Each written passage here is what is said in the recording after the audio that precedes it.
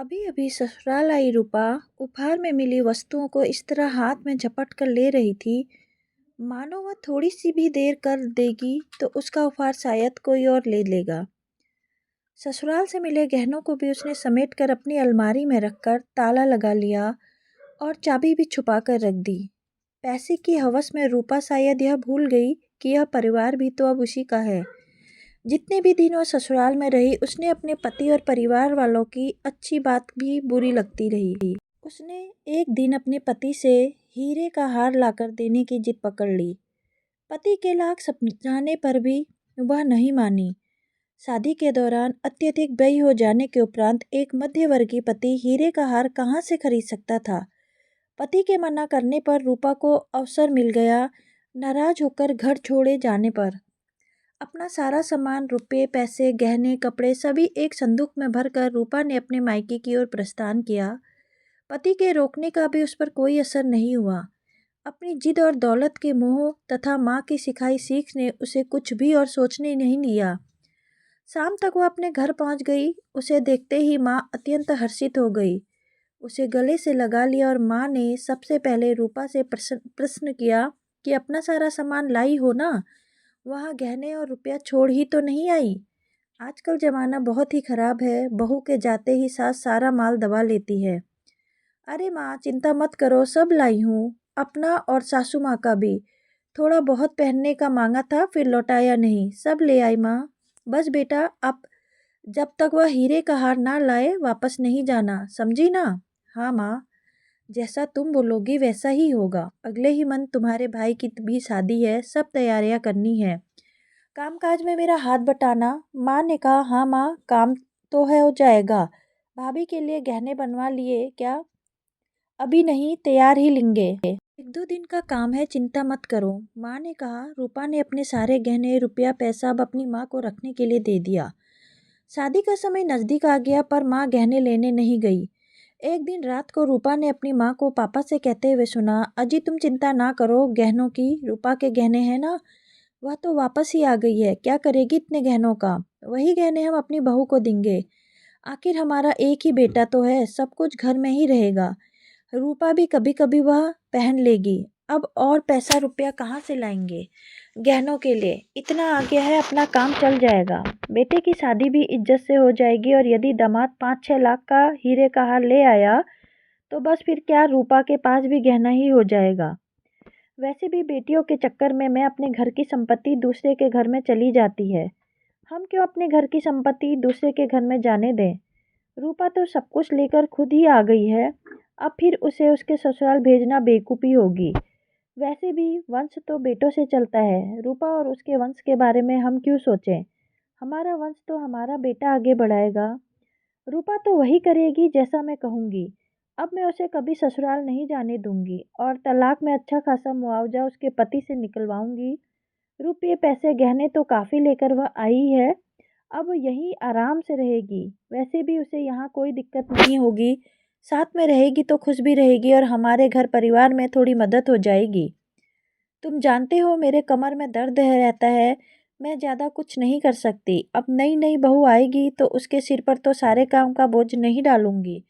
फिर कल को बेटे बहू के बच्चे होंगे तो उन्हें संभालने के लिए भी कोई चाहिए ना मुझे। मुझे पता है मेरे से तो यह सब कुछ नहीं होता। रूपा यहाँ रहेगी तो सब कुछ संभाल लेगी और उसे इतने प्यार से यहाँ पर रखूंगी कि भाई के बच्चों को भी वह अपना बच्चा समझकर पालेगी। क्यों हम पराए घर में अपनी बेटी को दें और संपत्ति भी दें?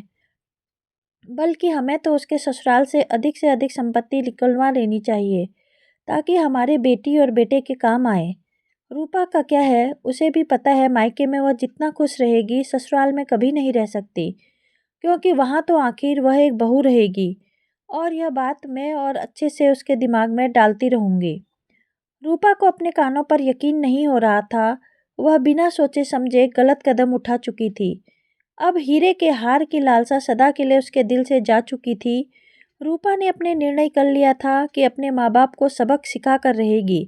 इतना फर्क करते हैं बेटी और बेटा में कि खानदान के वारिस की खुशी में अपनी बेटी का घर बर्बाद कर दिया।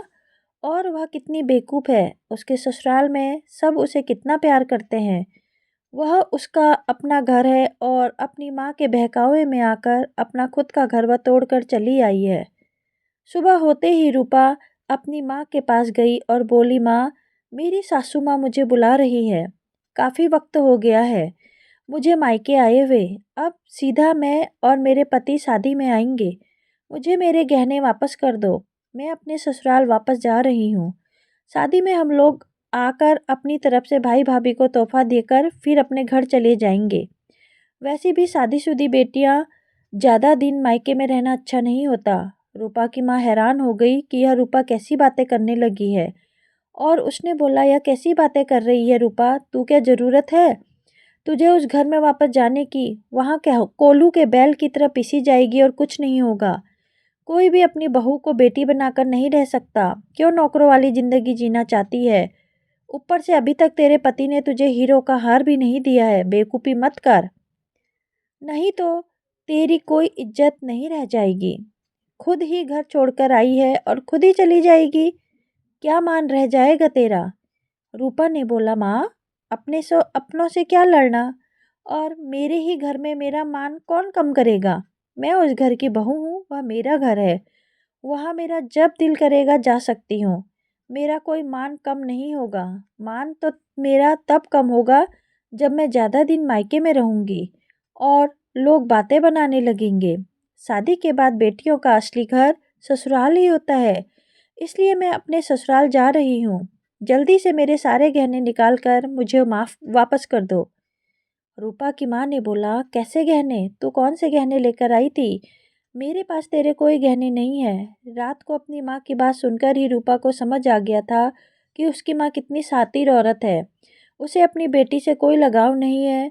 उसे पता था कि गहनों के लिए माँ बेईमानी कर सकती है, इसलिए उसने पहले ही सोच लिया था कि जब माँ एक बेटी के बारे में नहीं सोच सकती तो उसकी ज़िंदगी तक बर्बाद कर सकती है, तो वह क्यों न अपनी माँ के बारे में सोचे। रूपा ने साफ साफ बोला, माँ, चुपचाप मेरे सारे गहने और पैसे जो मैंने तुम्हें रखने को दिए थे वापस कर दो, नहीं तो मैं देर नहीं लगाऊंगी पुलिस तक जाने में। और तुम्हें पता है, अगर मैं पुलिस तक गई तो दूध का दूध और पानी का पानी होते देर नहीं लगेगी और बदनामी भी तुम्हारी होगी। कल रात मैं जो कुछ भी बातें तुम पापा से कर रही थी ना, मैंने सब कुछ अपने कानों से सुना था। मैं इतनी बेवकूफ़ नहीं हूँ कि अपने ही पैरों पर कुल्हाड़ी मार लूँ। मुझे कोई शौक़ नहीं है कि मैं भाई के बच्चों को अपना बच्चा समझकर पालूँ। मैं अपने पति के साथ रहूँगी और अपनी खुद की संतान को पालूँगी। तो चुपचाप से मेरे गहने और पैसे लेकर आओ। कहकर रूपा अपने पति को फ़ोन लगाने लगी कि वह आकर उसे ले जाएं।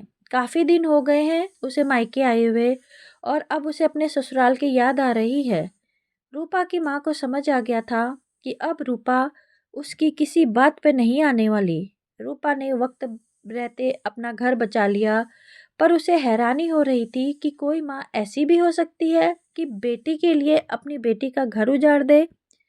अपनी सोच से उसे घृणा हो रही थी कि उसे यह अकल नहीं कि शादी के बाद उसका अपना घर कौन सा है और वह अपनी माँ की बातों में आकर अपना खुद घर तोड़ रही है।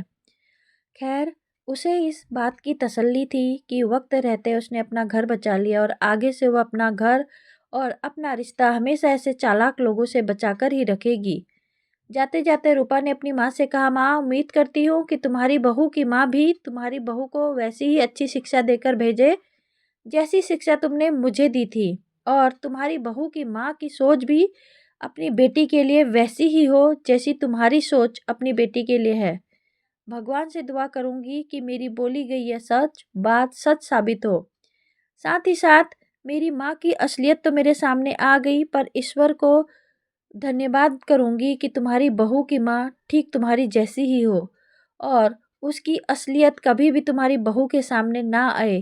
कहकर रूपा अपने घर के लिए निकल गई, क्योंकि उसका पति बाहर आ चुका था और वह नहीं चाहती थी कि उसका पति उसके मायके के अंदर आए। रास्ते में ही वह उसे अपने पति